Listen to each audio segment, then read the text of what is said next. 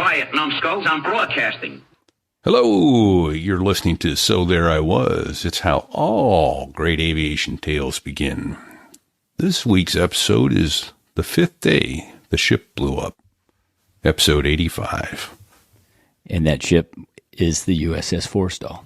It was a little sobering to chat with this gentleman, Hyde, who was with us this week, who was indeed on the USS Forrestal, 2 planes away from former Senator John McCain in his A4 as a Zuni rocket fired off prematurely and blew up the fuel cell on an A4, right? Which led to armament cooking off and 137 sailors and Marines losing their lives that day, and another 160 plus injured. Damn near sunk the ship. Almost lost the ship. They just managed to save it. Horrible. He had a very storied career. He did indeed. Real quickly, no sponsors this week.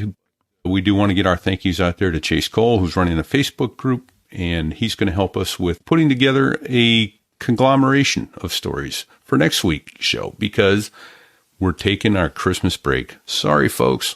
We'll be back again on the 4th of January with a new show, but we're going to do a best of show conglomerated together. And I need a better word than that for.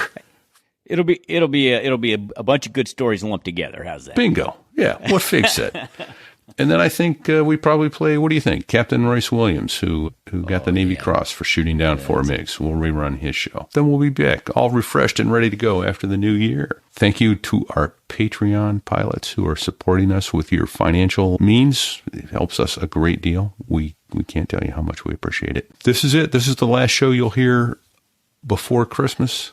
We're asking that you put up a photo on Facebook of giving something to Toys for Tots, and we are going to match that. If you're going to write them a check or something like that, we're going to match up to $1,000 for Toys for Tots. So if you want to send us an email showing us a check that you sent, we will match that up to the first $1,000, so you can double your gift. That's awesome. Yeah, let's do it. What else? Let's talk about Hyde. This is an amazing story, huh? Yeah, he went to OCS. He got winged in 1966 and ended up flying A4s. Yeah, he was a NAVCAD out of Mississippi State. Another NAVCAD graduate. Yeah. I had an amazing Navy career, and then went on to be an airline pilot, but also stayed in general aviation and continued to fly. He actually flew A4 in the airshow circuit for a while. Right. Yeah. As a civilian. So that was pretty good. And there's some good videos of him out there on YouTube doing that. So it's Dave Dollarhide and A4.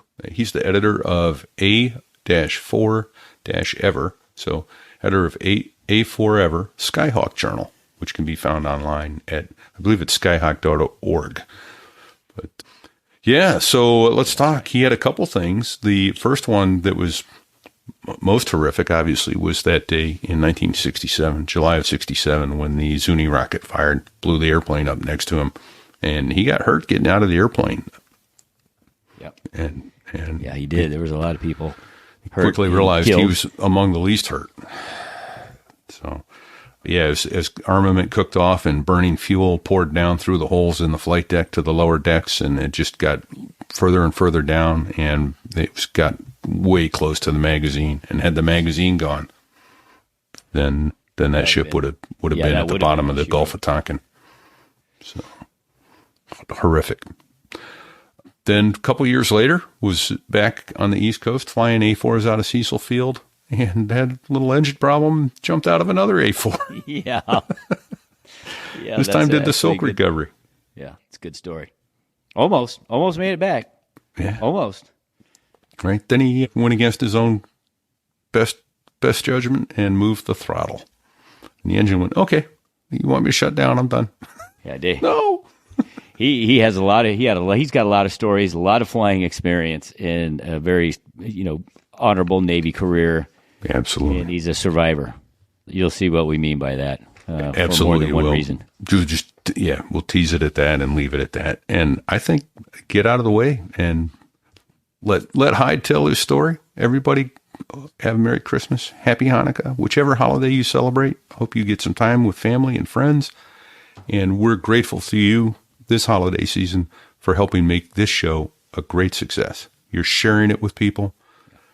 We're growing like crazy. I'm humbled. Very humbling, and we're very honored to be able to do this. It's been a great ride, and we are both looking forward to 2024. It's going to be a great year. So what do you say? What do you want to say before we leave?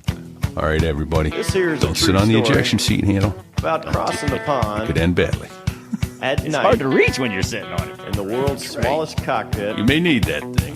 Here comes high. on the tanker through the weather. Oh, and to the tanker crew who did that, thanks a lot. We really appreciated that. I'm just kidding. No, I'm not.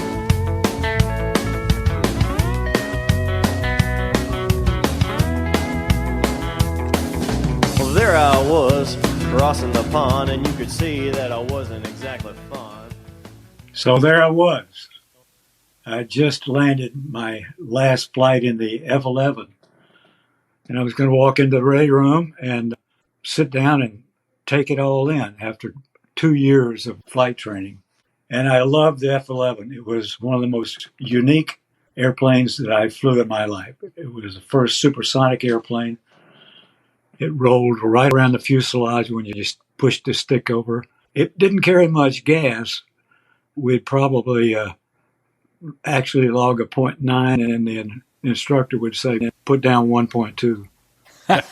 And I had just received the day before, my first down in the entire training command. And I think that was my Marine first lieutenant instructor trying to pop me and the Marine first lieutenant and the Marquette that I was with in the flight. Those Marines are such pricks. Right? And that's how all great aviation tales begin. Welcome, everybody, to the podcast. So there I was. This is one of your co-hosts, Repeat, coming to you from New Hampshire this evening. And this is where we record. And my co-host, Fig. Hey, everybody. Thank you. Welcome. Hi, I'm in Kearney, Missouri, which is, Kansas City. And special guest, Hyde. Hyde. Welcome turned on to us aboard, by Hyde. Yeah, turned on to us by Chucker. Welcome, sir. So, well, let's back up a little bit. Let's go back to the beginning of where did you first become interested in those flying machines, and how'd you decide you wanted to operate one? Well, you would have thought that I would have picked it up from my uncle, who spent 18 months in a Stalag in Germany after his B-17 was shot down.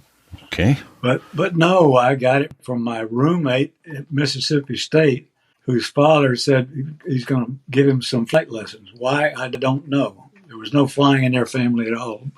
But I would go hang around at the small airport, and that's where I got the bug. So it was a natural thing when the Navy recruiters came to the campus. I went up to talk to them, and there was an ensign there who had been brought in for a week or so. They would do that. I wound up doing that a few years later myself, go to my college and walk around the campus, the campus, I'm trying to say, and talk it up. So anyway, I left there and went into class 2864 in the program called the AOCS program, Aviation Officer Candidate, which was 4 years of college degree, and then would go through a pre-flight in Pensacola, and would get commissioned ensign, or most of the Marines. Well, it would be the same for the MARCADs. We had NAVCADs and MARCADs. Those were 2-year college guys. And both of them would not get their commission until they had finished flight training. Right. A long time for us because it took 2 years with the Vietnam buildup and bubbles in the system. Huh. So anyway, I left there and got with my wings, and it happened like this when I walked in the ready room. I walked in and threw my helmet in a chair.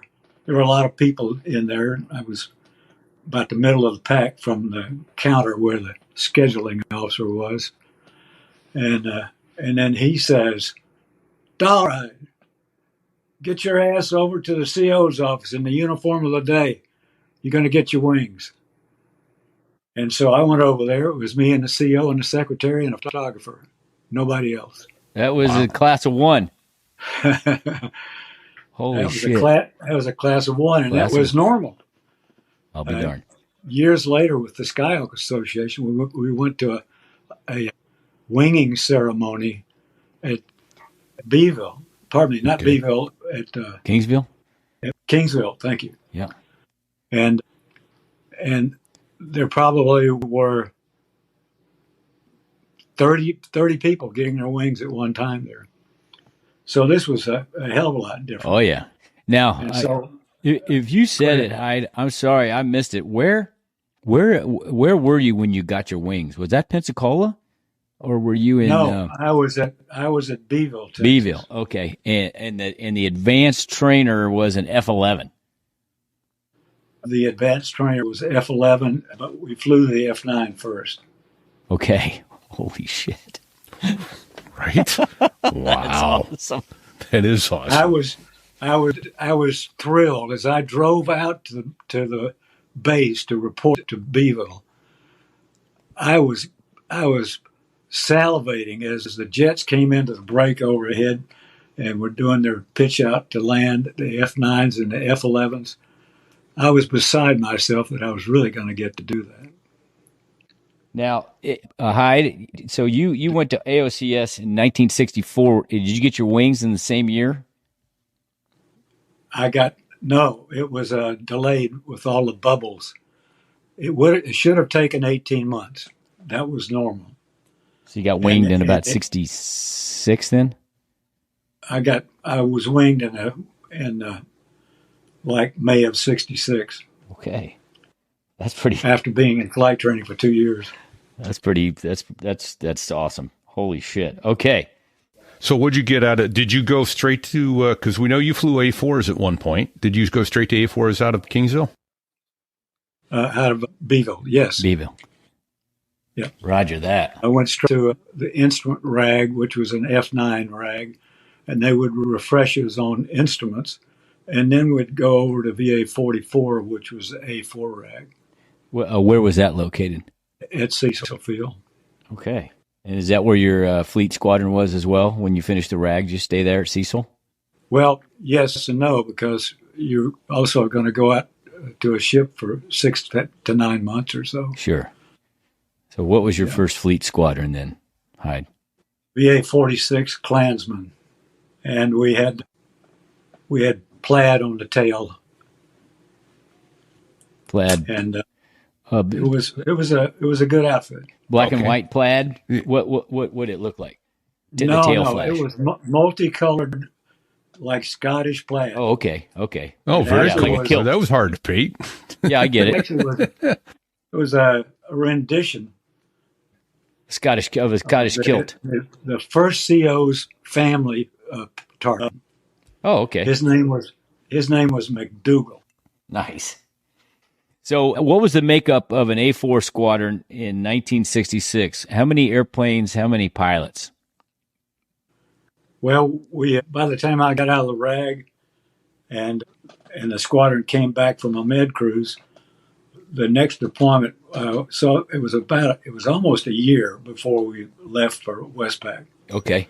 And I was in a class with the ops officer, Gary Stark, Gerry Stark, and then the incoming XO to the squadron, which in a Navy squadron is different than a Marine.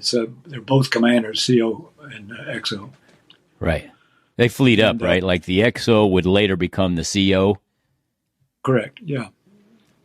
Okay. So, but how many airplanes were in a fleet squadron, A4s, in 1966? Well, because we were going to Westpac, we had 23 airplanes. Okay.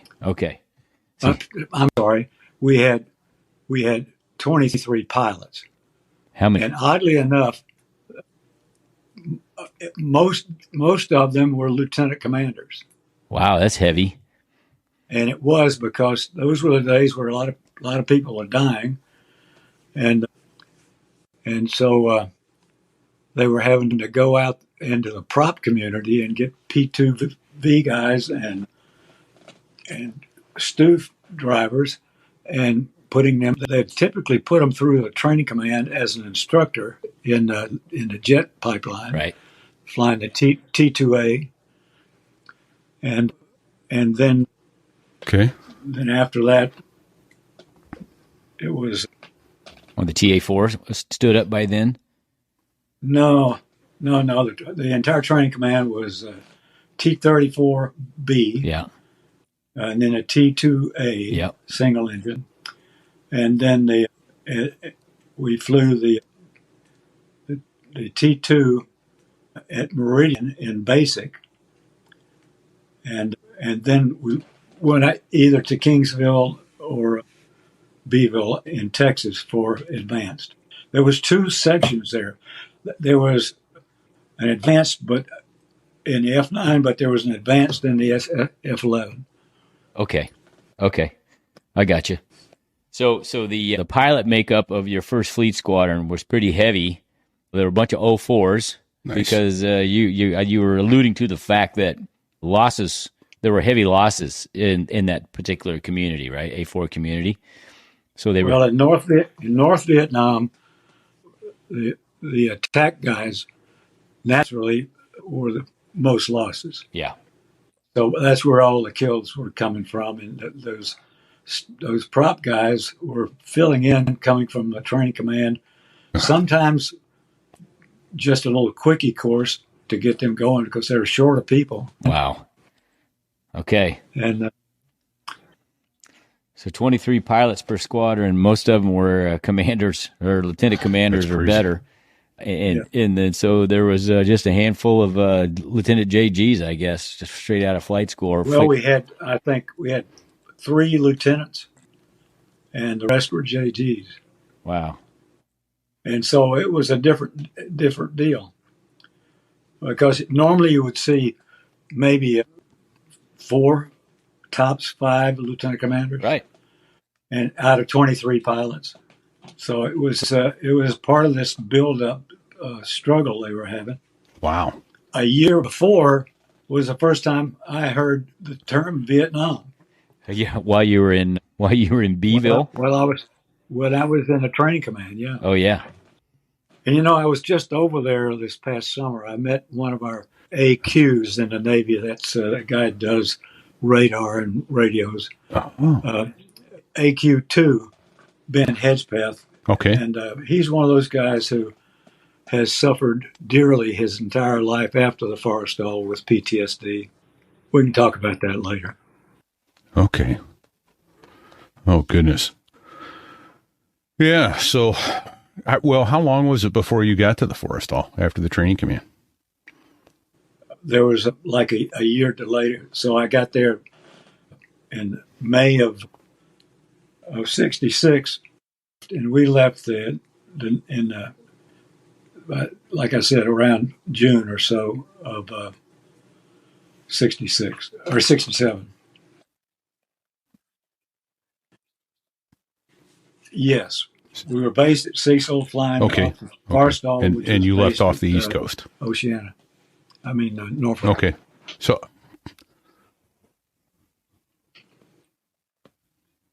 Okay. Yeah. So, stupid question. Where you go is down to did you go through the canal? Did you go across around the Cape Horn? Liberty in Rio. We didn't have fun at all. Okay.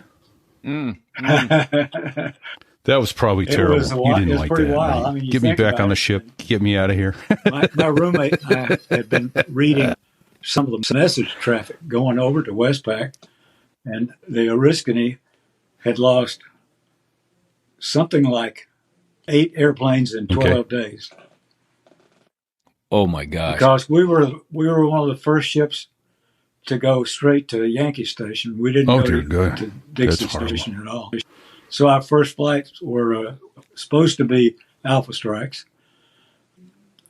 but all of that came to a screeching halt. Went on the fifth day.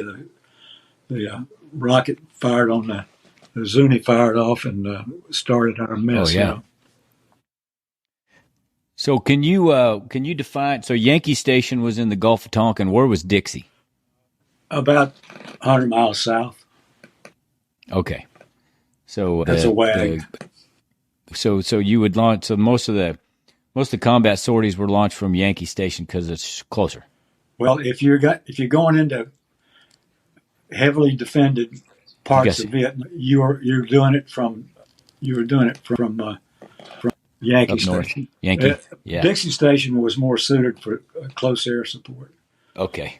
And so the Marines, sometimes a Marine squadron would be aboard. And like I remember VF 333, Trey was on the America. And that's some friends of mine in that Marine squadron. And they got shot down just about right over Haiphong.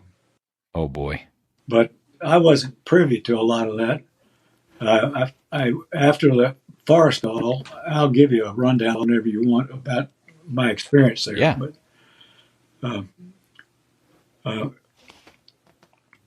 just so I got this timeline right in my mind here, Hyde. Yep. You were a lieutenant. Were you Lieutenant JG when you deployed to Westpac for the first time? Yeah. So you're Lieutenant JG. You're going to Westpac. You go straight to Yankee Station. Correct. To start combat operations, and on the 5th or 6th, every ship had to stop in the Philippines at QB on the way. That's federal on law. the way. Yeah. I bet that was less fun than Rio. Right. Well, there was very little class there, that's for sure. There you go. Awesome. You could walk the bridge across through Subic Bay Naval Naval Station. Right. And that bridge went right across into Olongapo, which was a disgusting place that we all went to. Right. It still is. And, I don't think it's changed. The kids still diving for coins in the shit river, as they call it. So, yeah. So had you flown combat missions prior to the rocket going off on the deck of the forestall? I had the SDO the first day. Oh, my gosh. I was relaxed and on the SDO desk, and I could pick on people when they were going out for their first flight. So that's squadron duty, officer. I remember saying to Andy Malcolm as he walked out, and he was taking the last draw on his cigarette, and his hand is shaking like a leaf. And I said, as he turned, he closed the door, put the cigarette out, and then he started up out to the escalator right outside our door. And as he started out the door, I said, Andy. And he turned around and he says, yes, what? And I said, if you bust your ass and I have your stereo. So safe nice. on the desk I was. So the next day, we were to fly a mini Alpha, which would have been about 12, 13 airplanes. But the weather, it was the early flight, day flight, of course, and Alpha strikes were always done daytime. Okay. And so we break up into, they came back and said the weather was too bad for the big strike. So we went ahead and broke up into sections. So myself and the ops officer, Gary Stark, flew our secondary mission. And it was overcast at about 2,000 feet, and it was just south of Hangei. And if there was some flak that came at us, I didn't see it. We went after a bridge that when I pointed my Gary rolled in first, but he pulled up into the clouds. So now I don't see him, and now I have to guess where he is and kind of avoid where he went up. And then he comes out in his 45-degree dive.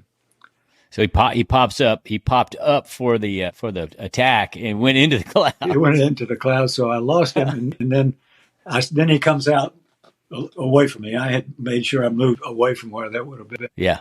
and rolled Oh, right in shit. behind him. And it was So you were in. it was a Hey, bridge down in the river with hundreds of bomb craters all over the place. So that was my first flight. what was the ingress altitude before you popped up? What was the ingress altitude, Neil? Well, Hyde.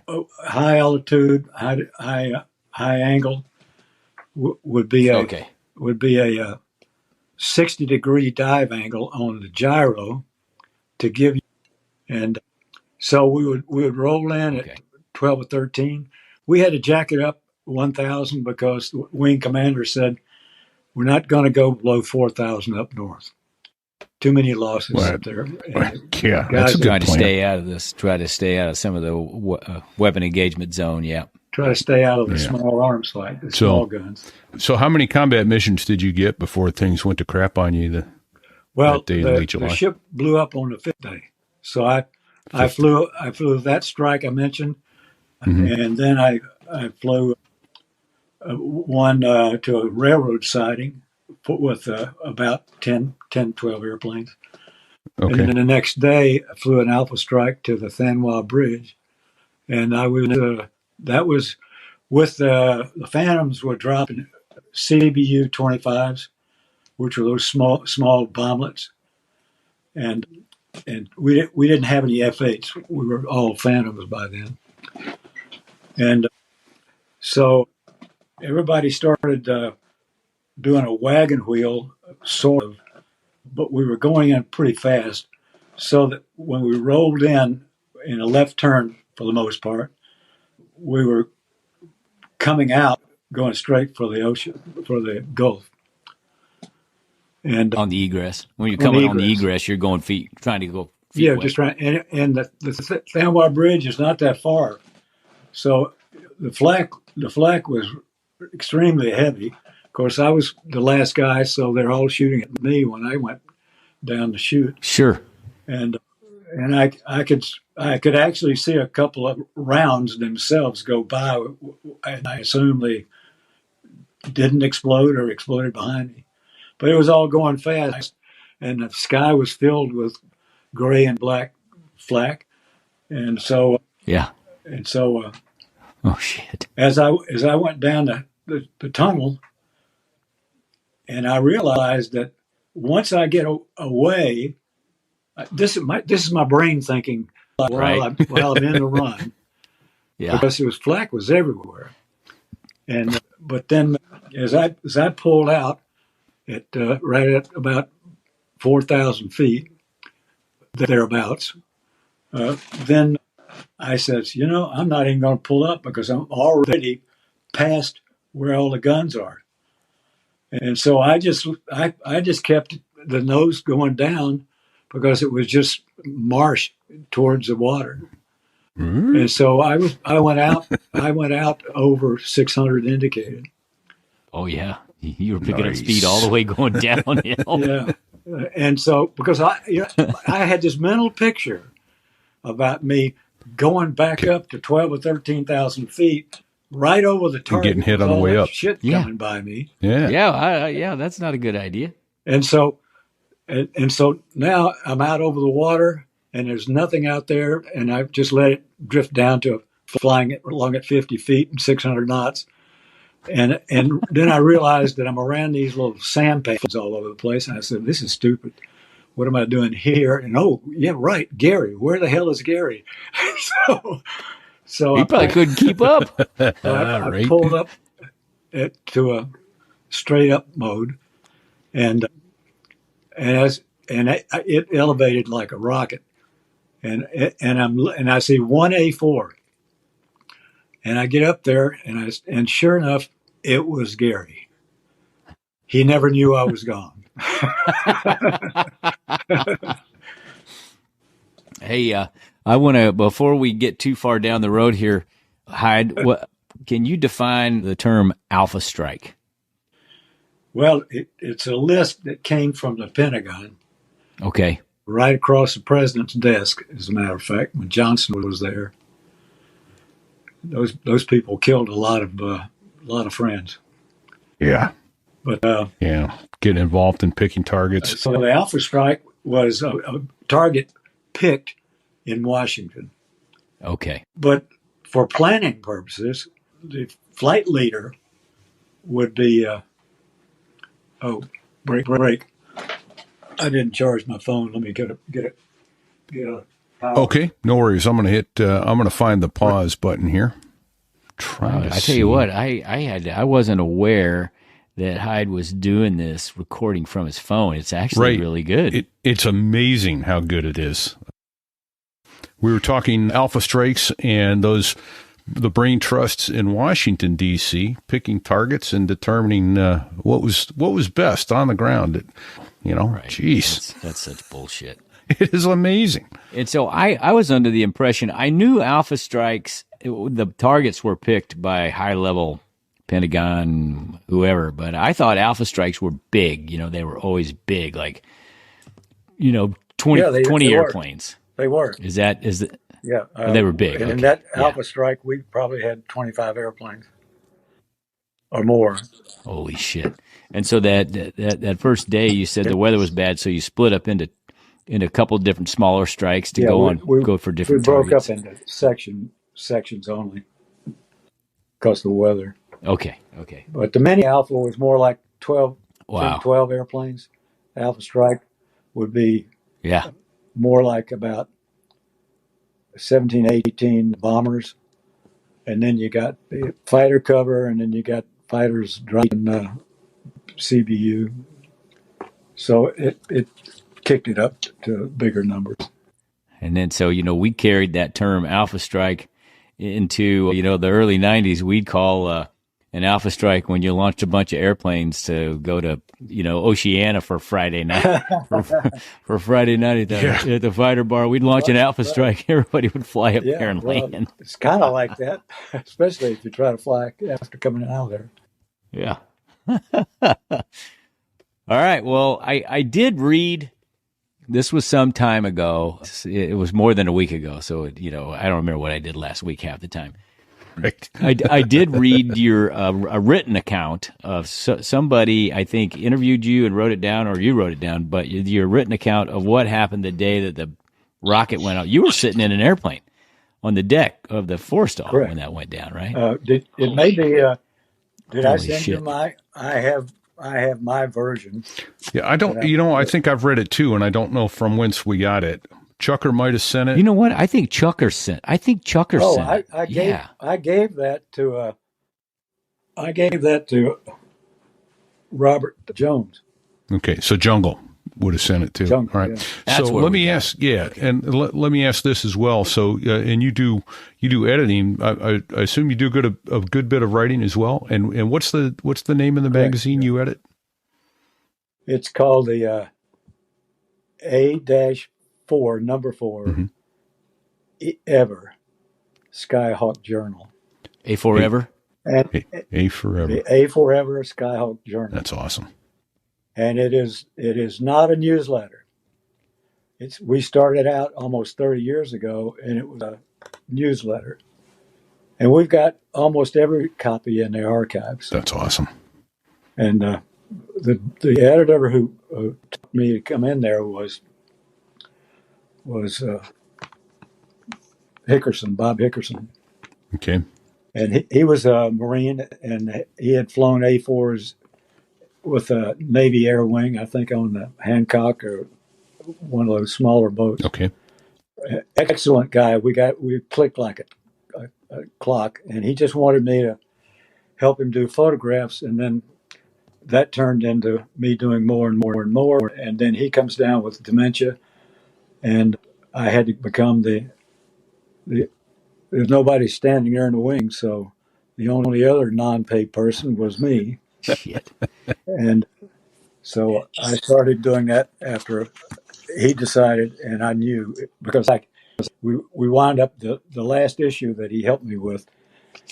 I had him do one article, proofread one article. It had been written by one of the air intelligence guys on the Oriskany about the fire and all that. Okay. And the kid had written it just for his family, and it was in first person, and it was in third person. It was in the now, and it was in the after, and Oh, boy. the future. I mean, it was all over the place to get your brain oriented to what we're talking. Getting it back to, yeah. But Bob couldn't do it. Oh, And then I knew, and he's the sharpest guy I've ever known, and can only believe that he was the same kind of pilot. But anyway, we lost him. We lost him about a year and a half ago, right after we had a tailhook reunion. Is that by chance the A Forever Hawk Journal? Is that on the internet? Is it a electronic publication or is it a hard copy? Yes, only? sir. It is, because we put out three issues in glossy paper, and then the winter issue, which I was working on this afternoon, is digital only. So in about a week or two, I will put the new one on the website, skyhawk.org. gotcha. So is it skyhawk.org? Is that the whole Yeah, address? skyhawk.org. I just found it, so I'll get Well, it. Link there. HTTP. So skyhawk.org is how you get to the A Forever Skyhawk Journal. Yeah. Yes, sir. Yeah. It's our website, and the link to a PDF is on the front cover on the homepage. That's outstanding. I know where I'm going. I normally do a 10-page article, but I've got one coming for this winter, and I had one that was about a Marine. So it was a whole Marine flight going over to Westpac, and they called it the Death Flight. Jeez. But anyway, enjoy it. Yeah. All right. Well, thank And you. I- We're going to put it on our website as well, and I love Absolutely. reading. I grew up reading Vietnam naval aviator stories. That's kind of what hooked me, to want to do that as a profession. Yeah.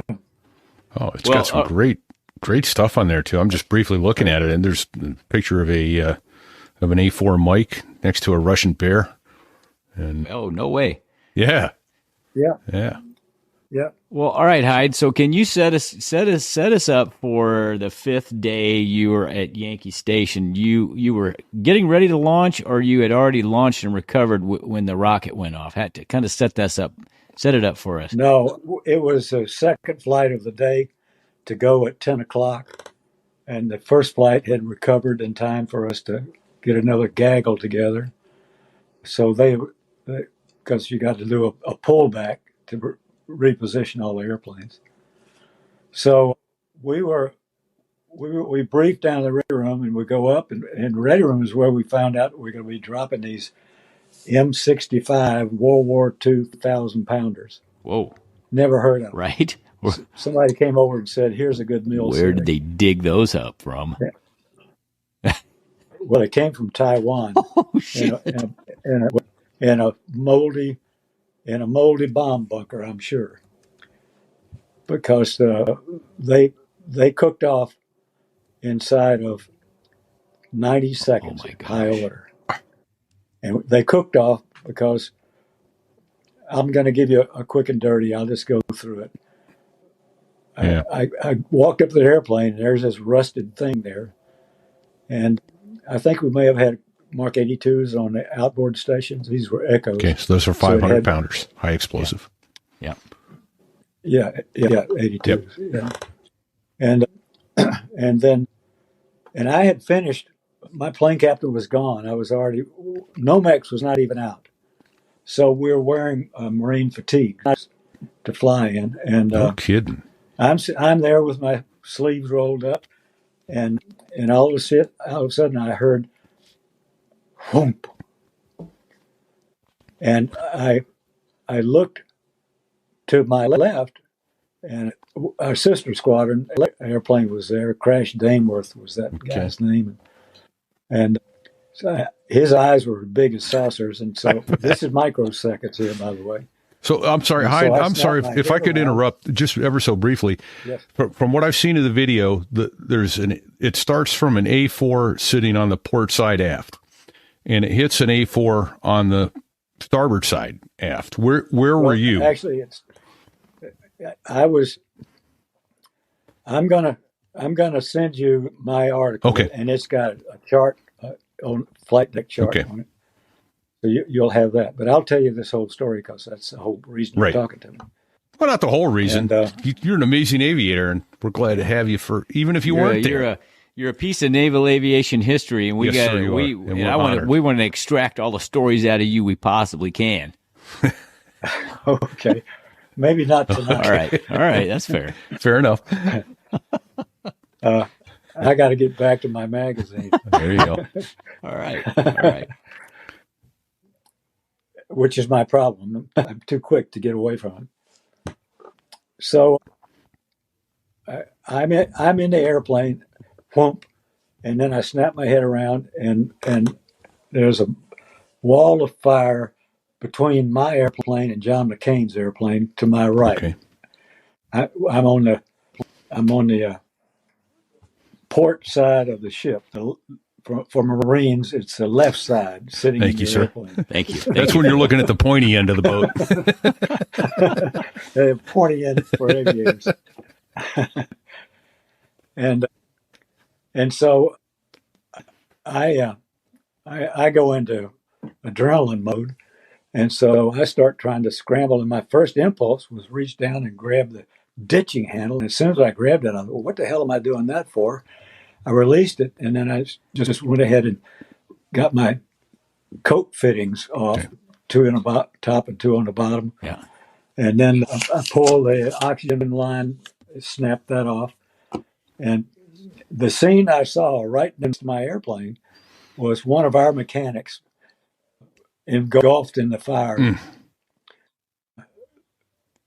Were you steaming? Was the ship steaming? I'm not going to tell you this. I'm not going to tell you this part, Okay.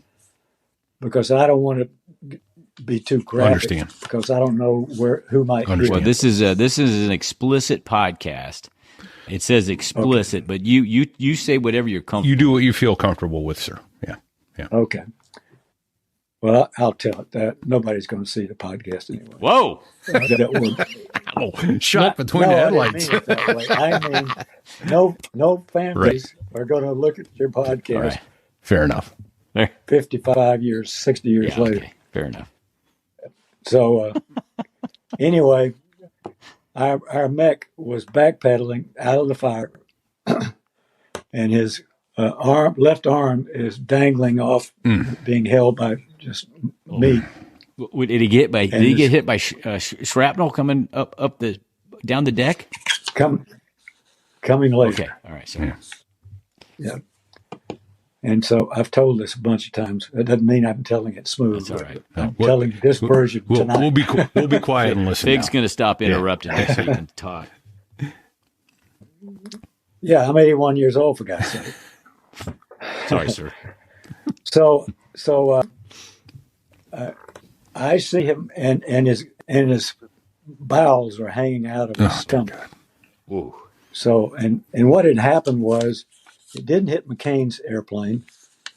It hit the next airplane down, and hit him in the center line 400-gallon tank. So a Zuni ripped in there from across the flight deck, came off a fighter, an F-4.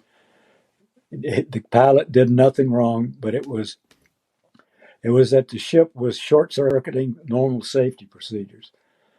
And so some stray voltage got to the Phantom's Zuni pod, and it fired at least one, and it went across the flight deck. Well, it didn't have time to arm the warhead. That was good, but that rocket motor going through 400 gallons of fuel turned it into a big ball of fire. And when it did that was the whoomp I heard. And so then I leap out of the airplane, and I didn't do that very well. And A4 cockpit, probably about like the Harrier, high enough to hurt you. And so I jumped out, but I didn't do it I didn't land feet first. I wound up landing on my hip. I broke my hip and arm. And I didn't know it at the time, of course, And laying on the deck, the maintenance chief came up to me and he helped me get up, and then he disappeared. And we're all trying to get away from this ball of fire right there. And so I start doing a hop, skip, and a jump to get out in front of the airplane, because my goal is to get across the flight deck up to the other side of the ship behind the island. Yeah. And so as I got out to the middle of the flight deck, I was not doing this very well. And a green shirt, a mech from one of the fighter squadrons, Joe Patain was his name. And he put his arms out, and I lunged for him, and the two of us fell down. And so now I'm laying on the flight deck, and I'm about 50 feet from the first bomb that exploded. Cool. The first bomb that exploded off of McCain's airplane. But the rocket had not hit McCain's airplane. It was just that ball of fire around his ordnance. So that's what popped off. I mean, you are so lucky to be alive. The effective casualty ratios on a bomb that size is hundreds of feet. And it's old, and probably what didn't go off totally high order, but as far as I was concerned, it was just one incredible shot. Oh yeah, 50 feet. It slid me up the flight deck about a foot on the non-skid, laying down there. The next airplane, who was Fred White, and McCain was not flying in my flight. He was in my squadron. Right. But the other three guys were aft of me, and all three of those guys didn't make it. And so I get up, and I'm getting out of here, baby. And so Patain says, "No, stay down, stay down." And I said, "Like hell, let's get out of here." We already had one bomb. I go hop, skip, and a jump and dive under a phantom behind the island. Guy with the red shirt and the khakis came out. I didn't know if he was a chief or what, and helped me out and took me behind the island. And then inside the island, there were more bombs that exploded a lot as all this is going on. Okay. And so I'm down and they start stripping my flight gear off. One of my squadron mates, Dick Housen, his name was, and Dick took my flight gear. He said, "Don't worry about it. I'll take care of your flight gear." And this guy up from a A6 squadron carried me down the ladders from the flight deck to the second deck. The second deck is one deck below the hangar deck. So he took me down about four flights to get to sick bay. We went into sick bay Ward 2, and I was actually one of the first people brought in there. But very quickly it turned into a god awful place. People burned, people bleeding like crazy, and a lot of. And then they brought the kid down who had been next to me and been blown up. And he had been blown up from, I think he was blown up by parts from the drop tank exploding. Yeah, shrapnel. The shrapnel from that. But then the bomb went off close by. But a lot of us lived through things that were so close to you. You think, God, how do we get through No kidding. Right. It's crazy. Oh, my God. So it started getting messy down there. And finally, my roommate, Dick Briner, who passed away recently, Alzheimer's. And so Dick was my roommate and best friend, and he found me, and nobody else was out looking for the hide. But Dick was there, and we talked a little bit, and he was giving me some. Later on, he filled me in on some other details because he was out running around hangar deck and all that stuff. So What a mess. That was it, and we lost 134 dead. And I was on the injured list, but quite frankly, my injuries were very minor. I had a broken hip, broken arm, undisplaced. I had shrapnel wound on my left hip, and they just bandaged that up. And when I got to the Philippines, I put a secondary closure on that. But I was not really hurt bad. That's at what all. you were talking about being one of the first ones to sick bay. I bet you were one of the first ones out too, because when they triaged, there were a lot of serious injuries coming in and go, yeah, you can wait. But oh my gosh, just Well, you know what they did? We had another carrier. the Oriskany was there, wasn't she? The Oriskany, Yeah. the O-boat was there.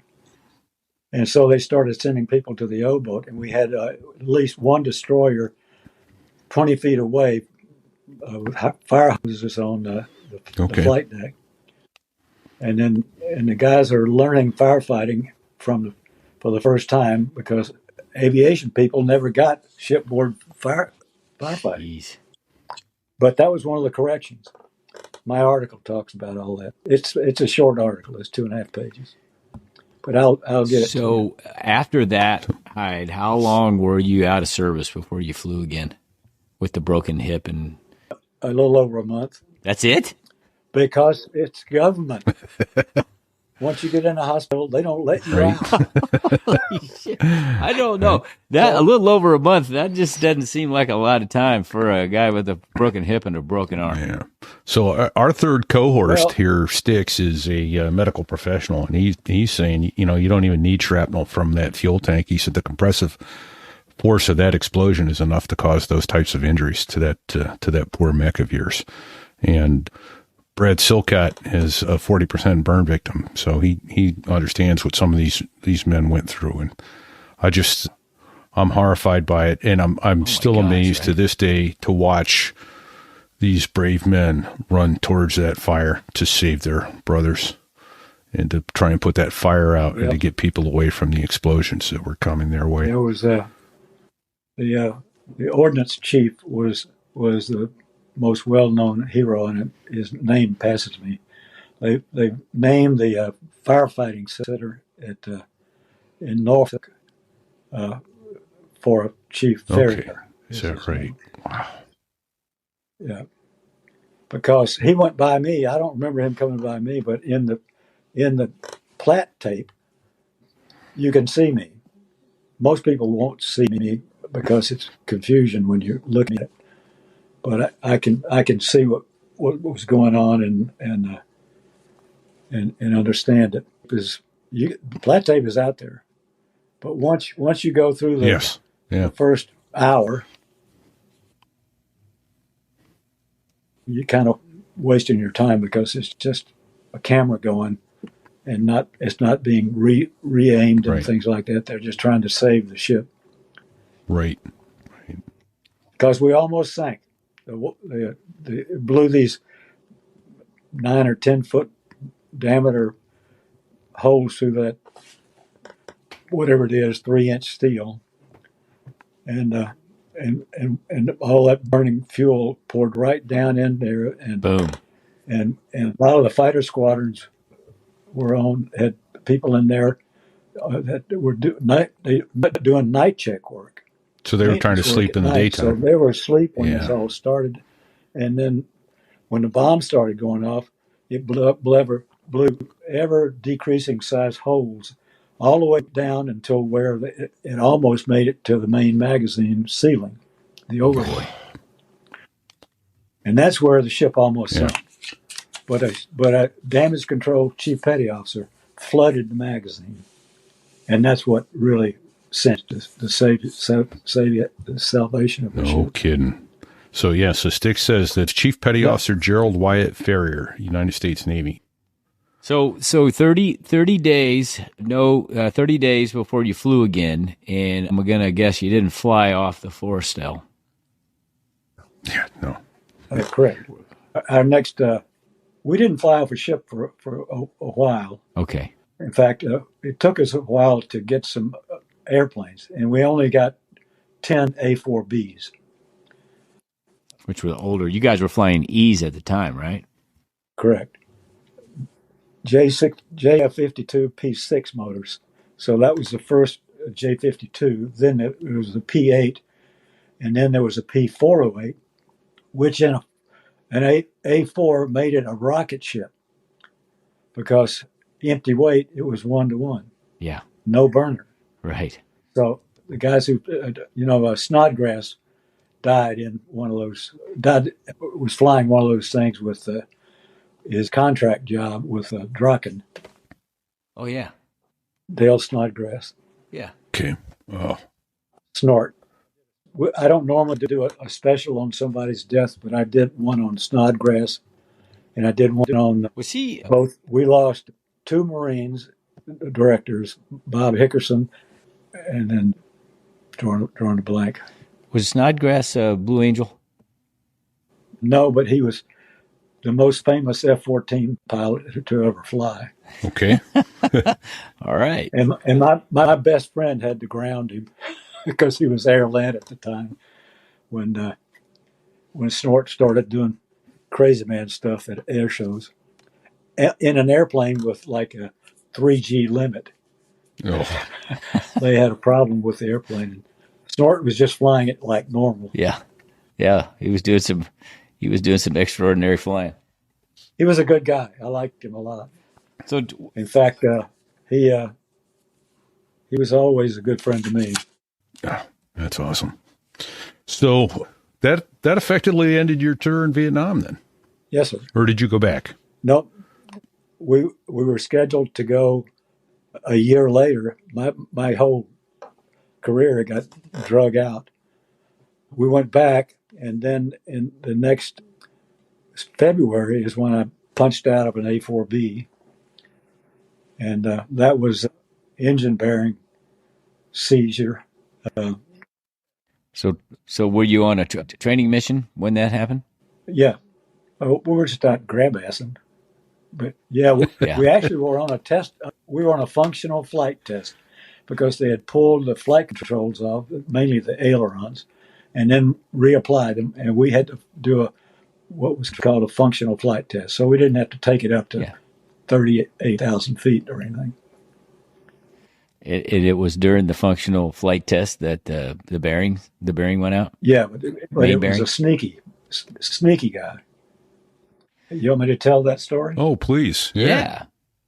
I've got almost 1,000 hours in the A4 Good for you. between my A4.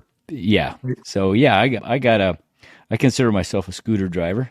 Well, you are. You got 1,000 hours. Holy smokes! I've only got 1,200 on the A4, and that includes the civilian time I flew for 3.5 years in air shows. So set up this. Did you have an idea because you got oil pressure light, or did you get vibrations, or how did you know the bearing was going out on this thing? My first indication was I felt. I didn't feel anything, just a very minor whiff of smoke came through the eyeballs and stopped instantly. Oh, okay. And I thought to myself, that's not normal. I've never seen that before, but all it takes is one drop on the air cycle machine to do that. Sure. And I'm thinking, well, that's what it could have been. So the eyeballs you're talking about are just the little round air vents that are like eye socket size. So yeah, we call eyeball diffusers. Yeah. Same thing that passengers have. Exactly, like the overhead to passenger aircraft. Yeah, right. And so I was flying with a wingman. I was flying his wing. Joe Halsmer was his name. All of a sudden, I felt a very slight surge. No engine run up or anything. Just it was like somebody was behind the airplane and just nudged the airplane forward a touch. All right, that's a little creepy. Hey, do you remember? Were you up at mill power? Were you just at cruise? Some in the high 80s, 90%? Do you remember where you were? 80%.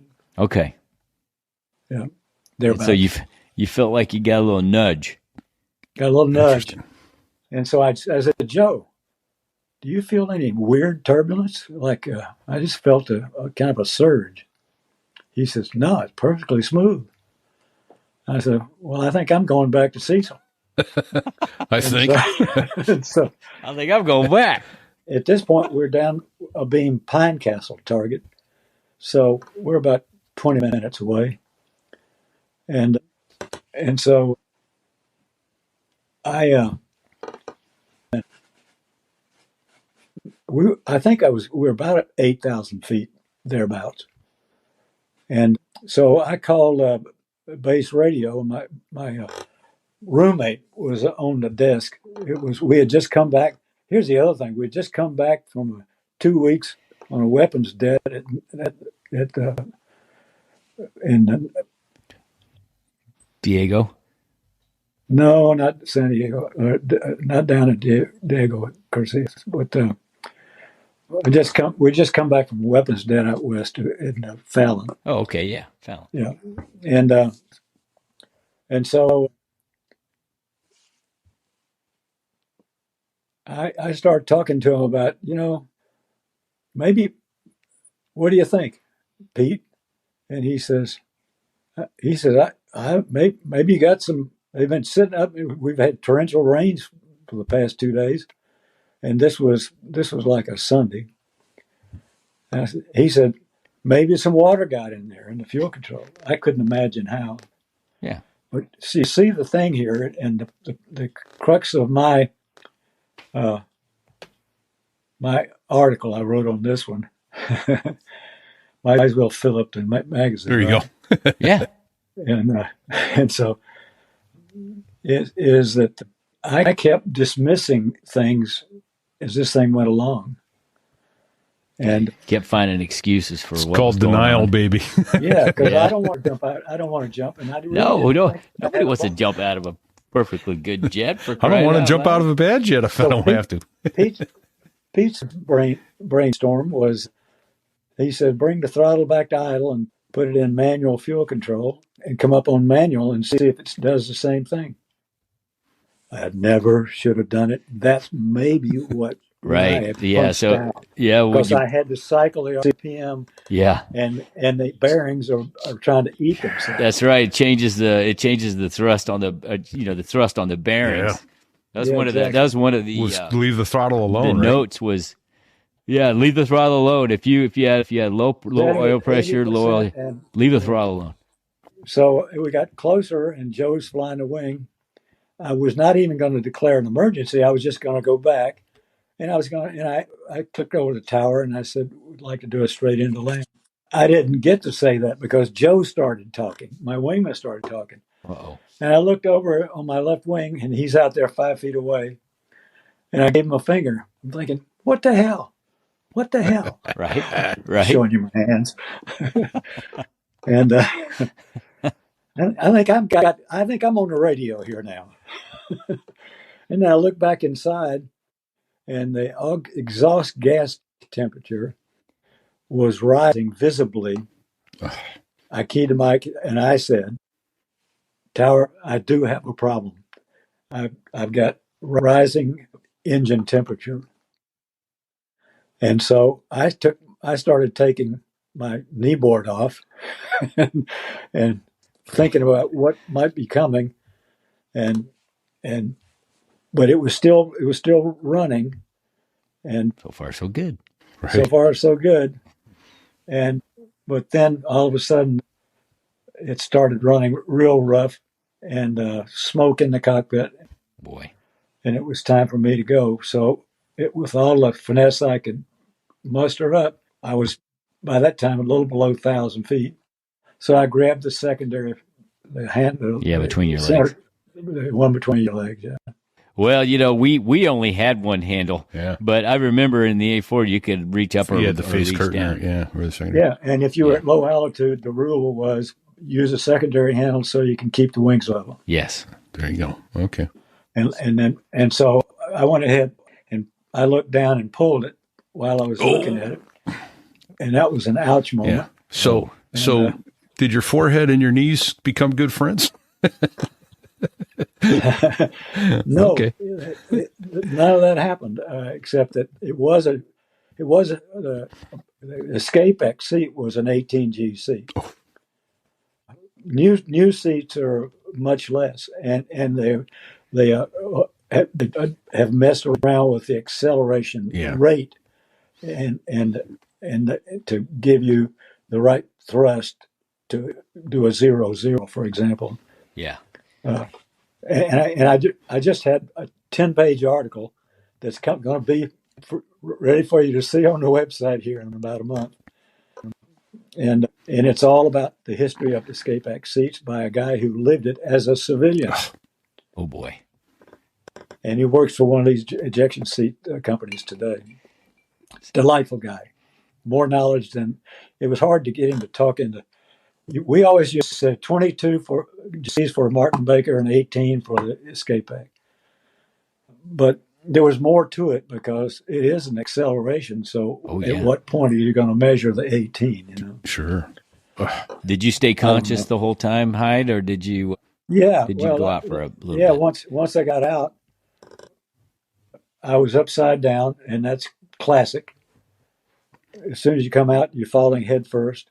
Then the chute opens up and snaps real hard, and and all was good because I looked up.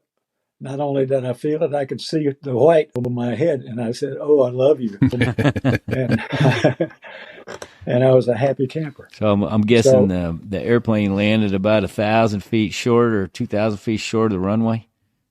No, I was further out than that. Oh, okay. I was more like about 3 miles out. Okay. When all this happened.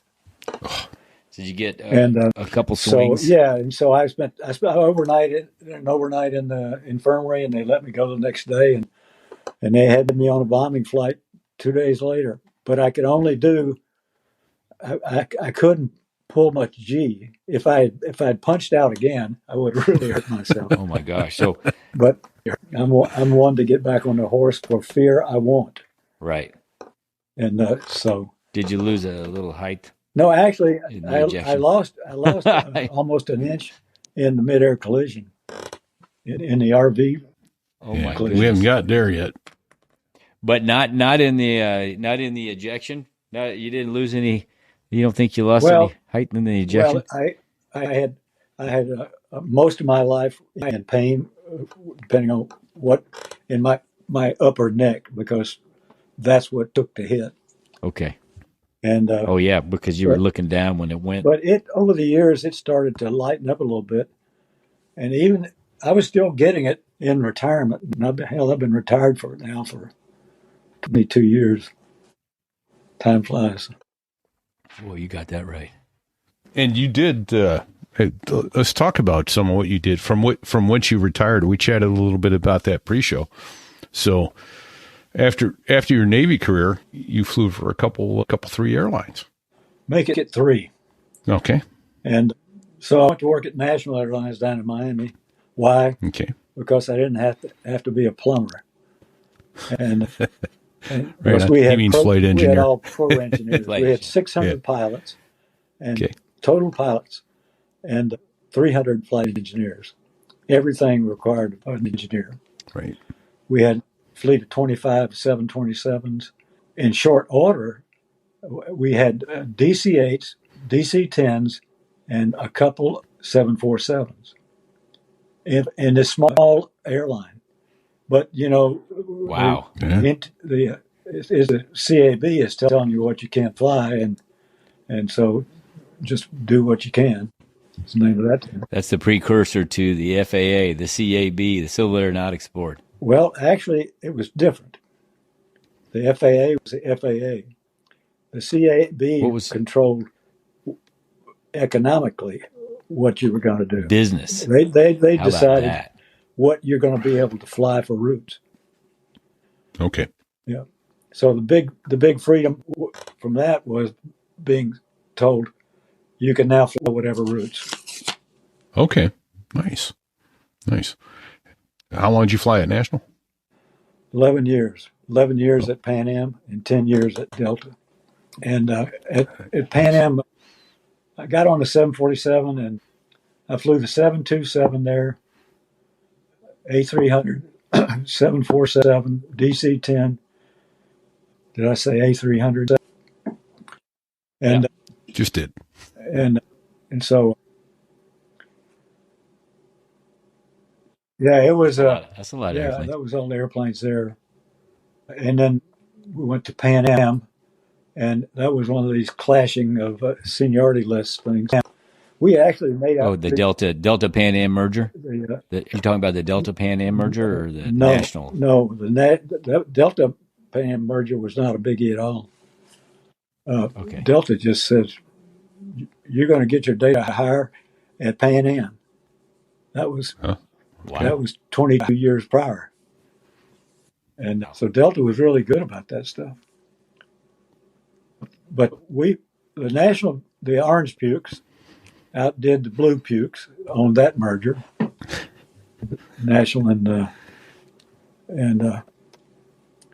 Pan Am. Pan Am. Yeah. But it was vicious.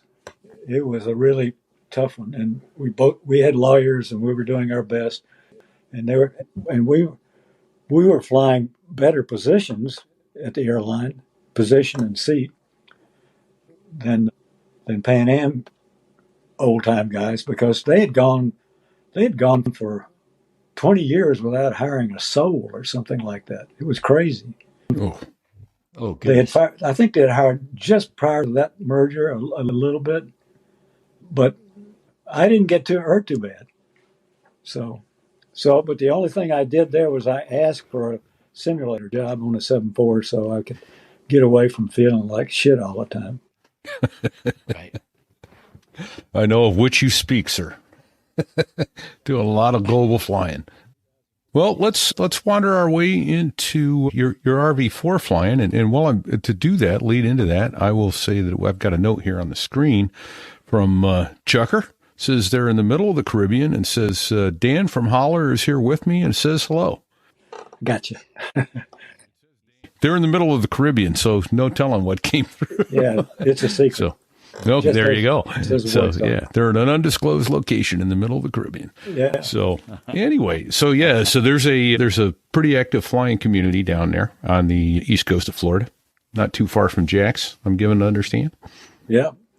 Okay. Yeah. You and several other gents, I've seen pictures of an amazing ready room that has been recreated with a Well, tail that's going hook. to be ours. I've taken all the photos of our ready room, and it's the one with lots of Navy things there. That's it. Ready room Dennis chairs, Gillespie's tail in hooks. that group, and Dennis probably has 1,601 traps. Wow.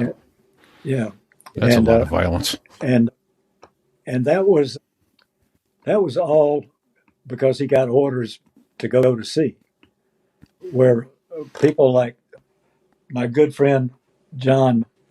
My good friend, I can't think of his last name because I can't remember shit anymore. No worries. So, John, that's all right. We don't need last names here. Leanouts, John Leanouts. Oh, okay. And We try to protect the guilty here. yeah, well, the senile.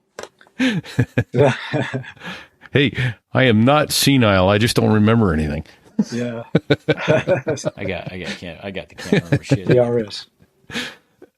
But yeah, well, Jungle's part of that. He's part of that F-14 crowd, and I love hanging out with him. Yeah. So let me so people listening, Jungle was 81, Chucker's 83, and this will be show 85. So that was 4 weeks ago, a month ago by the time you hear this in the audio version. So that was Jungle we interviewed a month ago, of which we speak. So anyway, so you guys have quite the flying community there. Tell me what it's like. So Pat Lee is the instigator, and I was still with Delta. 60 is almost there on me. Okay. I said, "What do you mean, little airplanes?" He starts talking about the RV home builds, Right. and just build it. I bought it. Okay. I like to say I built it with a check, There you go. Yeah. and but I loved maintaining it. I put over 2,000 hours on that airplane before the midair, Okay. and it was some of the most. If you wanted to put just pure love of flying, and the hassle, Mm-hmm. and the mountains, could have left out the camping maybe, Well, but that was a small price, and it was just about that much fun all the time. nice. Because the RV, like I mean, I would fly my son's Piper. It's like flying a dump truck. Right. But an Okay. RV is like power steering, just because of they don't have to have the same stick pressure in the experimental as they do certified Sure. airplanes. So I loved it. It had, my top speed with a fixed pitch prop was 210 miles an hour, That's good. and so it had a good speed range, and it stalled at 54. Okay. And So it's a great speed range. fully aerobatic, tail dragger, Yep. 2-seater, and in tandem, meaning one pilot in front of the other. And and I've got a YouTube channel. Oh, okay. Just on YouTube, just search Dave Dollarhide, and it'll come up with a yellow RV and an angle of bank. And I've got about 14, 15 movies there. A lot Nice. of them were Okay. RVs, and some of them from out west on grass strips, and a lot of stuff I couldn't put on there because the CFI police are everywhere, and we've had some guys turned into the FAA because they saw Bob Woolley, who, by the way, was the guy who died in my midair. But I was flying with Bob when he and two other guys. I think we were behind. There was one guy in the lead, and we're doing tail chase around clouds just south of the airport. Okay. So he got reported by some guy who, I know one of the guys had taken a movie of that, and he posted it on some experimental website, and that's when all of a sudden that pilot was in trouble because he called the FAA, and the FAA called him and says, "Look, we can't ever prove these things, but I just want to caution you." Blah blah. So that happens. So a lot of those movies I could have had on there that I have here at home are a lot more fun, but my A4 movie is the one that you're going to really enjoy. It's semi-professional. Is that Hyde's last ride? Yeah, Hyde's okay. last ride. I've managed to pull that up. So yeah, as you said, Dave Dollarhide, Dollarhide being one word, your last name, on YouTube comes right up. Beautiful. Oh yeah. So were you flying? You were doing A4 flying as a civilian? A4 flying, airshow flying? Yeah. How'd you get into? But I didn't do aerobatic stuff because to do that I'd have to go to a different airport and pay the see if the experimental observer come out there and certify me every year. So to save the owner's money, I just did a formation show with whatever they had me to fly with, or I would just come by it as fast as stink, and it's because stink is a good speed, right? Yes. Yeah. There's two titles right there: as fast as stink, and stink is a good speed. Yeah. I like that. I've got plenty of good titles here, but I do too. I don't think we're gonna have a problem. with not tonight. Yeah. So, all right, I'm going to tell you about that. Yes, sir. Please. All right. So, I went to the airport, and I was just going to change my oil, so I needed to warm it up. But one of the guys had told me a week ago before that I needed to check my airspeed because it was 10 miles an hour off. And I'm thinking to myself, who cares? So, but this time at the airport, I'm going to go fly it. And I stopped by Bob's hangar. He was in the hangar. Here's a guy who flew Phantoms in Vietnam. He flew all kinds of different Air Force airplanes. And he had built, I'm going to say, he built 10 airplanes at least. Wow. Oh, wow. He was a building machine, but he was also the best pilot at the airport. And if somebody was going to beat Hyde's ass, it was going to be Bob, because we took turns trading that little unknown trophy around just between he and I. But yeah, so I stopped by and I said, Bob, check. Would you take off and give me a airspeed check? We'd done this many times because he built all these airplanes, and I would chase him and check speed. So he did that, and I slowed down right since I got off after takeoff. I pulled it back to a stall, and he was calling the speeds out, and then I said, "Let's go out west a little bit." So we climbed up maybe a couple of thousand feet, and then as we got away from the airport, Bob was leading, and so he started doing some turns, which always leads into from tail chase to furball, so so we did go into a furball, and we swapped places, and then I followed him around a little bit, and then I said, what do you say? Let's go back. I didn't expect him to answer, and he didn't, because we didn't talk much. And pretty much that's what killed Bob, because he didn't see me. I thought he saw me because I had come out from behind off to the side. He just didn't see me, or something like that happened. And so the next time I see Bob, it's head on, perfectly head on. I'm descending at 170 indicated, and he is climbing 500 feet a minute, just like I was descending. Oh, boy. And so I saw him 1 second before we hit. No time to do anything. Yeah, because you're talking over 300 knots of closure between you. 340, because he was probably at 170, just like me. And so it tore the hell out of my airplane. But after the impact, my first impulse was instantaneous grief. I've never seen anything like it. I've been on Forest Hall and done all that stuff, but nothing was like this.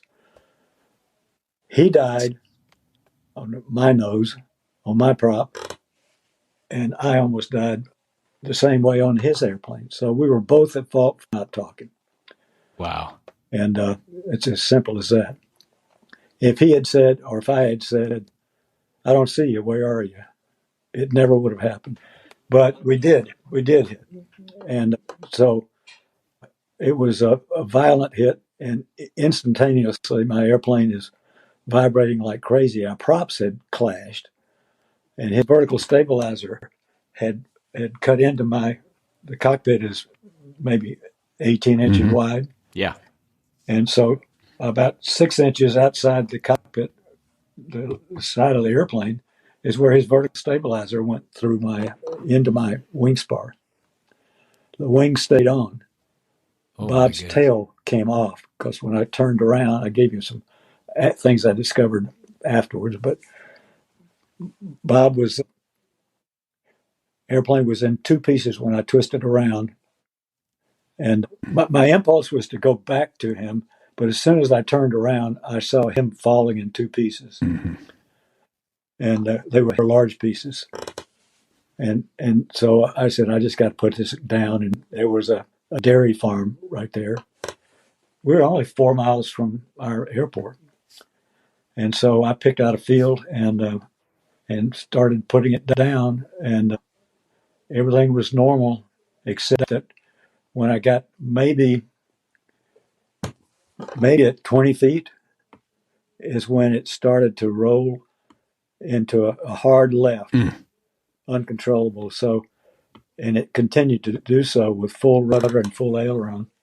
Oh, boy. And so then my left wing hit the ground, and I remember it's a bubble canopy on the floor. So I was looking at the entire horizon, and I could see I was in an 80-degree bank when the left wing hit. And so what happened, because at that kind of bank angle in 1G, I would be turning like a bandit. Yeah. And so the wing hit in a real that great turn, and it just spun the airplane around, pointed it in the opposite direction I've been flying, and it crashed into the ground and broke my back, and my head went through the canopy. Wow. So I wound up with a lot of overtime. I mean, I instantly I knew that, but the lasting things for me has been a bunch of little micro strokes and mini strokes. And the only symptoms I've had whenever I have one of these things is numbness in either my right arm or left arm, which that means I've got mini strokes on both sides of my brain. Jeez. Right side of the brain controls left side, Sure. versa versa. How long ago did this happen, Hyde? It was May 29th in 2019. So it's been a little over 4.5 years. Wow. You are a tough bird, sir. And Sticks, our medical guy, says that's exactly right. That's he's the medical guy, confirming what you already know. But for our listeners, you are one tough. I'm surprised your airplane was still flyable all the way down to the ground. Well, most of the damage, of course, it had that big gouge in the left wing, and who knows what other wrinkles are all in the airframe, just for that high speed impact. That's a testament to the RV airframes, though, as well. Those are tough airplanes. The RV4 has. I don't think the RV4 has ever had a wing come off. Yeah. RV8 has, but the RV8 is a 3-piece wing. Okay. Outer panels and a middle panel, and it's all bolted together really nice. But they finally lost an RV8 at the factory, killed the test pilot and the demo pilot, and the customer that was in there. So they actually sandbagged the airplanes, and they had never sandbagged the airplanes to find the braking weight, the braking spot where they're measuring it. Well, Hyde, how many years did you spend in the Navy total? Let's see. I was on active duty and reserve flying for 18 and a half years straight, and but then the rest of it was just staying into one job after another, non-flying jobs. Indeed. And really, thank you for your service. Yeah, I finished as an 06, and that's what I never held an 06 job, but I wanted the money. Yeah, good to finish your career up. I think we've taken enough of your time tonight. We have. We're humbled and honored that you have chosen to share your evening with us. Thank you. Well, it was delightful, and you both were perfect. Thanks for the way you do it. Well, we and if you think of more stories that you want to tell, write the bullets down, because it always happens. As soon as we stop recording, you think, "Oh, I should have told him this. Oh, I should have told him that." Write down the bullets, and we'll have you back on. Oh, my whole life is like that, but most of them are the near misses that we all had flying those kind of airplanes, especially if you Harrier knows. All right. I mean, we lived our 9 lives. We're like cats. Yeah, really. We've got a number of guys that on the board that flew the Harrier. It's a fun airplane. It's a fun airplane. But it was close. I'll say the Harrier was a little more fun, but the A4 was right up there. I mean, that was a great piece of 2 single-engine, single-seat jets. The Harrier probably had the same kind of rollover. No, it did not. The Harrier did not roll as fast as the A4. Yeah. Oh, wow. Hey, I'm surprised. You'll enjoy this. I got to tell this real quick. So I went from flying Harriers with repeat. I went back to the training command to be an instructor in the A4, in the TA4. And it was one of my very first instructor training sorties. I'm in the front seat, and there's another Marine. He's checking me out in the A4 in the back, and we're doing a formation rendezvous. And I have about 100 knots closure, because that's what we did in the Harrier. We keep 100 knots closure until we were really close, and we just feed a little nozzles in, and you'd slow right down. So Yeah, really. I got 100 knots closure, and I get to where it's time to grab the nozzles. I let go of the throttle, and I reach for the nozzle lever, and it was gone. There was no nozzle lever. It They was like, removed it. holy shit! And so you talk about somebody taking the lead real quick. Well, that was me. And of course, the guy in the back saw this coming a mile out. He goes, "Yeah, I fly with you Harrier bastards all the time. I see this shit every 3 months when you guys show up." Oh man, Good stuff. Well, let me give you an offer, sure. if you don't mind.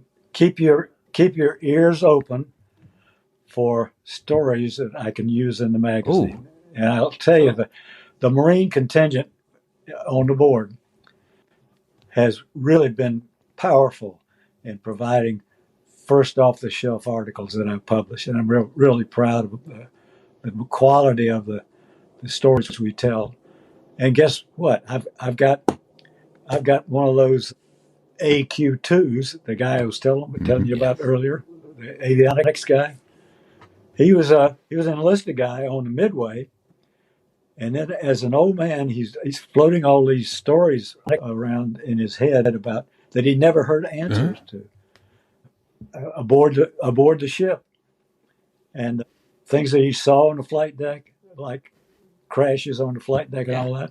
And he has been writing articles. I've had to work with him, and me working with somebody is a oxymoron because I went through this marketing degree just to get out of it, just to get away into down to Pensacola. All I wanted was a degree, and let me out of here.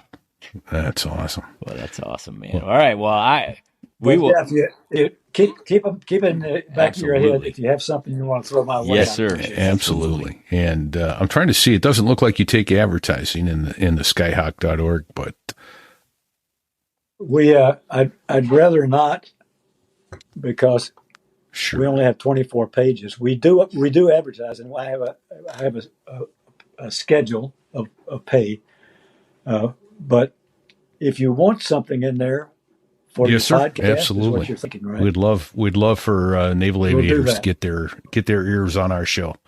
I'll give you a bottom half of a page, most likely, depending on what article I've got going. But I'd be We'd glad be to do humbled. that. What? No. No, Whatever no your pay. rate is going, we're more than happy to pay it. No, but you have to understand. Nobody's ever paid the rate at all, because it almost always There you goes go. quid pro quo. Persona non grata. It's a good way to There you go. way to bargain. All right. Well, All thank right, you indeed. enjoyed it. And if you'll you, hang sir. with us just a minute, we're going to get a couple other thank yous out of the way here. But thank How about a salute to all our military veterans and the families who support us? absolutely. How about that? Absolutely. We appreciate all those who have served, all those who have sacrificed.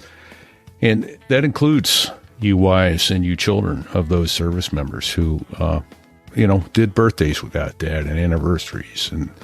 And in some cases these days now, Mom, you know what? People are hanging it out there for our benefit. God bless you. Hey, I have two sons that are actually three sons that will attest to the fact that they're scarred from my Right. military service. Exactly. It's a problem. Yeah. We also need to thank Dave Hamilton over at backbeatmedia.com. Backbeat Media handles all our advertising. If you've got a show and need advertising, reach out to them online at backbeatmedia.com. Dave does three other shows. He does the Mac Geek Gab, of which I'm a co-host. He does the Gig Gab for musicians and the Business Brain for entrepreneurs. Hey, we got a glossary.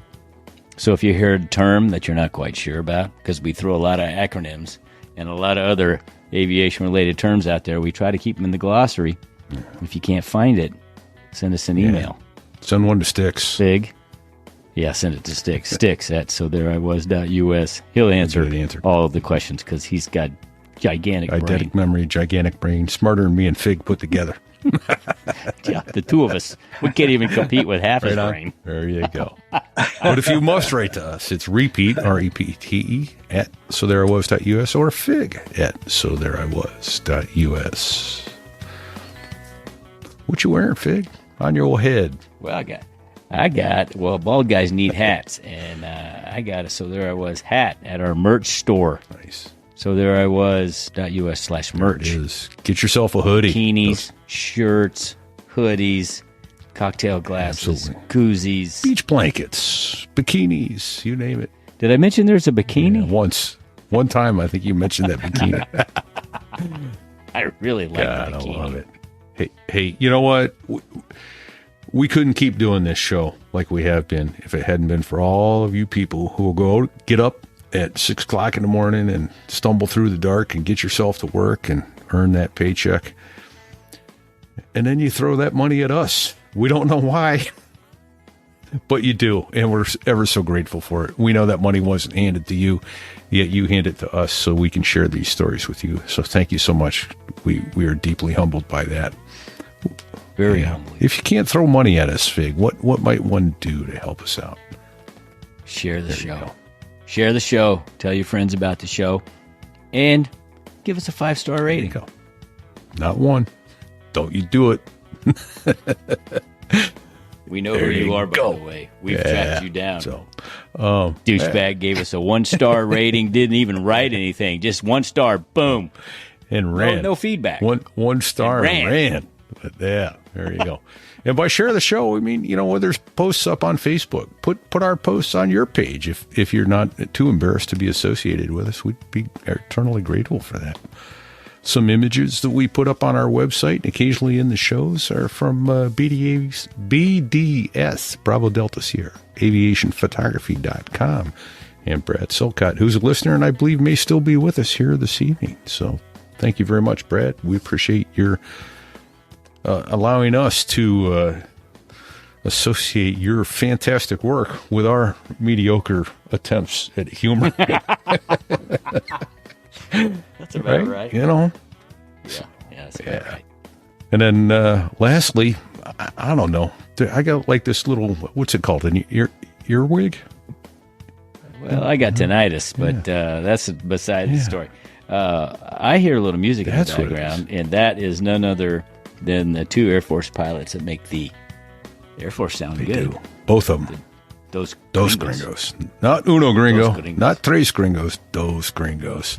Go listen to that. Fantastic music. You can't have a bad day after listening to that. Absolutely. They're out on everywhere where you get music. Spotify, Amazon Music, Apple Music, all that good stuff. Thanks also to our co-host who sits in the background more often than not, Sticks. We much appreciate your contributions and your help.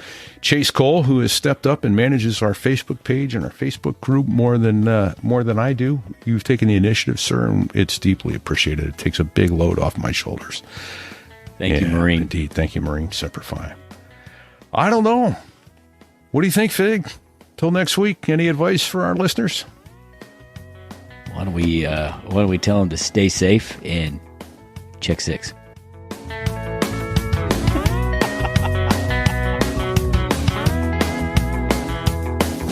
Well, there I was, crossing the pond, and you could see that I wasn't exactly fond of all the shit I was wearing on that day. Now an F-16 is cramped enough, but it's even worse with all that stuff supposed to save your life. But we knew there was no way. I enjoyed it, guys. When you're going down the North Atlantic, man, it's over. I'm out of here. You heard him. He said it's over. We'll talk later. Bye. He said it's over. Yep. I picked the wrong week to quit sniffing glue.